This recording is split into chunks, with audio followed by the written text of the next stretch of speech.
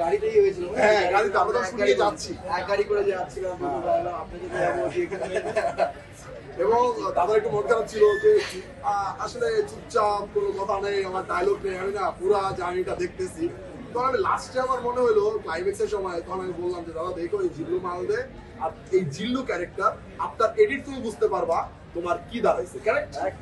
কারণ আমি তো জানি যে এই ক্যারেক্টারটা আসলে মুখে কথা না থাকলেও ওর ইনসার্ট গুলা মাঝখানে মাঝখানে যাবে, যেটা আসলে বোঝাই যাবে যে আসলে এই ক্যারেক্টারটার জায়গাটা হচ্ছে আরিয়ান মির্জা, ওকে ছাড়া আসলেই অচল, সবকিছুর সাথে শেয়ার করে। এবং ও আরিয়ান মির্জাকে কতটা ভালোবাসে আমরা একটা সিকোয়েন্সে বুঝাই দিচ্ছি যে সে ড্রাগ ছাড়তে চায়, সে দিচ্ছে যে আপনার কষ্ট আমার সহ্য হচ্ছে। ওই একটা ডায়লগকে না বোঝায় দেওয়ার জন্য অনেক ডায়লগ আমার মনে হয় না যে দরকার আছে। আর অনেক ডায়লগ দিয়ে আমার কাছে মনে হয়েছিল যে এই ক্যারেক্টারটা আসলে তখন ডিফারেন্ট কোনো কিছু হইতো। সো আমি আমার মতো করে এই ক্যারেক্টারটা যেভাবে ডিজাইন করছি, থ্যাংক ইউ সামদা, ওর মতো করে খুব ভালো করে গেছে।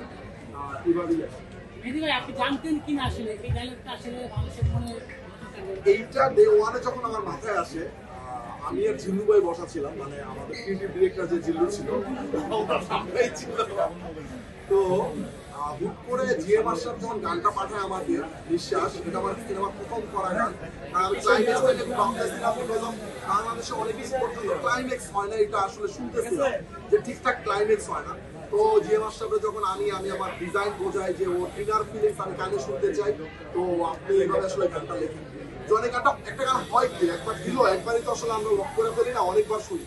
যখন আমি শুনতেছি তখন মনে হয় রাত 12টা 1টা, শুনতেছি হুট করে মনে হলো যে গানটা অফ হয়ে যাবে, হুট করে বলবে জিল্লু মাল দে। উনি তো আসলে জিল্লুকে চায়, জিল্লুই তো সবকিছু ক্যারি করে, জিল্লুকে দেয়। তখন আমি জিল্লু ভাই বলবো হৃদয় ইন্টারেস্টিং বিষয়টা, আমি বলছি যে দেখেন এটা হিট হয়ে যাবে। এবং আমি শারিনা বুকেও বলছি যে দেখো এই জিল্লু মাল দে ক্যারেক্টার হিট হয়ে যাবে, ডায়লগ ভাইরাল হয়ে যাবে। আজিম ভাই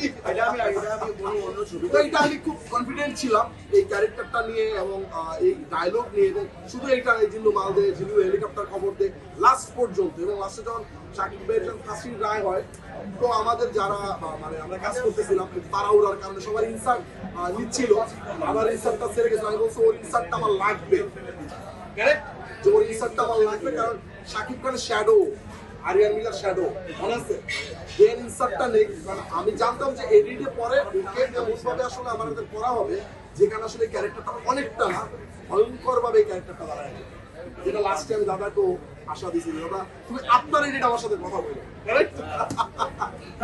একটা করতে গেলে বুঝে না সে ডায়লগ নাই, অনেক লোকজনের মাঝখান থেকে হচ্ছে, আমি কি করতেছি স্বাভাবিকভাবে, ওর কাছে তো পুরো মানে স্ক্রিন প্লেটা নাই, বুঝতেছে না যে আসলে কি হইতে যাচ্ছে। এটা তো একমাত্র ডিরেক্টরেরই বোঝার কথা যে আসলে কি।